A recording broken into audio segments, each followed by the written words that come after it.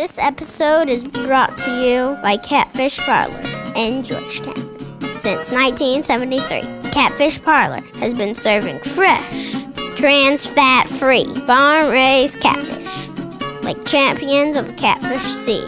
They have sworn to honor and service to their fellow catfish lovers. Stop by and get a lunch special at their location, right off Williams Drive. Visit catfishparlor.com/Georgetown to learn more. Grilled or fried, it's all tasty.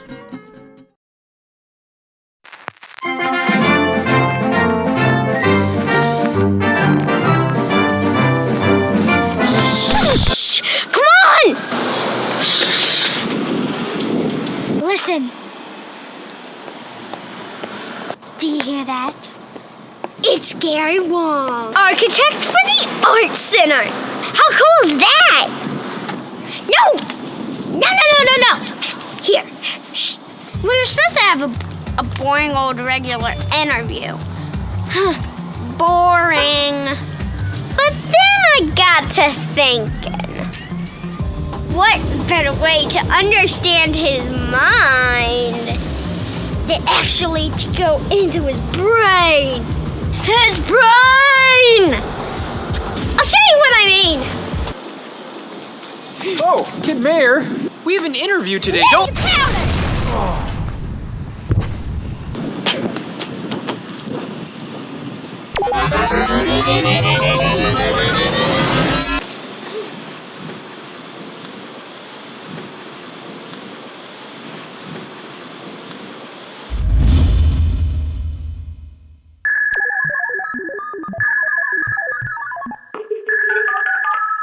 Okay. I got a very special gadget here today. It's a Brain-a-marizer. Wow. Yeah. And I'm gonna use it now to enter Gary's mind. His mind. And figure out how it works, woman. Oh yeah! Science! Oh no.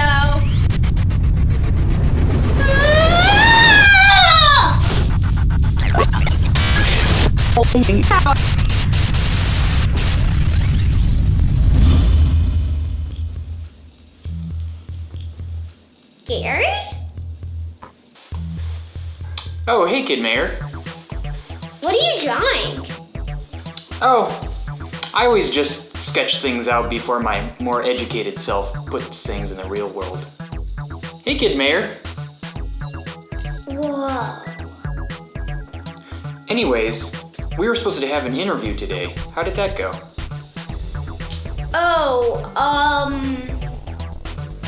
Hasn't happened yet. Actually, I was hoping I could ask you some of these questions. You know, as like prep. Yeah, prep. Well, sure. Word. Huh? Nothing. What is an architect? And what do they do? The short answer is that we design buildings, and we design buildings of all types and sizes. We design schools, we design churches, we design skyscrapers, we design houses. We also oversee these buildings as they're being built, and we maintain quality control, and we kind of answer questions from the contractor as he has them. How did you become the architect for the Art Center? So the Art Center was a great project, and every great project has to have a great client.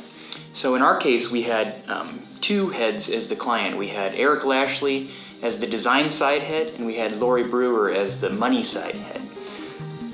So I became the architect by showing that we could be successful in both categories, in terms of design for the Art Center and in terms of the finances for the Art Center. What inspired the design for the Art Center? So there were several things that inspired the design of the Art Center. First of all, the Art Center is supposed to be a place where great art is housed. And so we wanted to make a place where you would expect great art to live. Another thing that inspired is its neighbors. And all buildings have neighbors. Even a house in the middle of the woods has trees as its neighbor. So we wanted to make a place where the building would be able to agree with and respond to its neighbors. In our case, it's the square in the buildings around the square. There's so much energy in the square. There's shopping, there's a great theater, there's great restaurants, there's El Man just down the street. We're also really inspired by the people that will use it. The Art Center is supposed to house painting and drawing classes for people from the community. So we wanted to make a place that's welcoming, that's inviting, and that's open for people to come in and out. And so we wanted to pull that energy in off the street and also give energy back to the street. We are also inspired by the existing building. In our case, we are renovating a historic firehouse. So we have to be respectful of that history and understand it. And we were inspired by making it a place that will work in harmony with what's already there. Why is architecture your passion? Well, first, I love getting to know people. And outside of being a nanny or a caretaker, I think that architecture is one of the most relational jobs that there are. I get to know how people eat, I get to know how they sleep, I get to know how they dress. I even get to know their bathroom habits, and there's nothing more personal than that. Also, every building, I believe, contributes to something bigger. And so every building says something, and that's something that I'm passionate about. Why are architects important for society? To me, architecture is problem solving. And so, for instance, I'm working on a house here in Old Town where there's a great couple in a great, beautiful historic home. They don't use 1/3 of their house. And it's not something that you necessarily know why or how to describe, but to me, I can understand after looking at it why that is. And part of my job in that case is to activate that part of the house so that the full house is in use.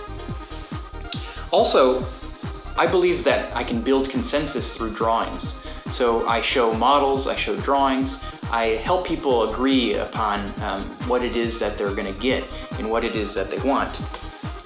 Through the models and through the renderings, I help people know exactly what they're gonna get and exactly how much it's gonna cost before they get it. What makes your architectural skills and vision different from other architects? Well, I have a pretty diverse background.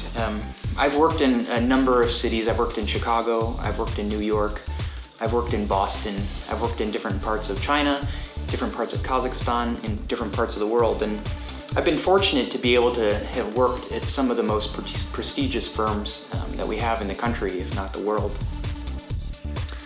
I believe that I listen. A lot of bad architects will listen almost too much and really give you exactly what it is that you may have done yourself. Some really great architects, in fact, don't listen at all, and they might give you what you think you need. I believe that I actually thoroughly listen and that I try to give you something that you should have had all along. Also, there's two sides of architecture. There's the poetic side and there's the prosaic side. On one side, the prosaic is very, very manual. It's very much number crunching. And on the other side, there's poetry in a building where a building can whisper, it can sing, and it can shout. So those are two aspects that I believe that I'm strong in. And I really love both those sides and what it does for architecture. Awesome! Thanks, Brain Gary. You're pretty cool. Thanks. No, she was clearly talking to me, Brain Gary. No, there's no way. Obviously, I'm the cooler one. That's it. I've had it with you, Brain Gary. What on earth are you rambling about? You're always looking down on me. Just because I like to sketch doesn't make me stupid. You are clearly suffering from something.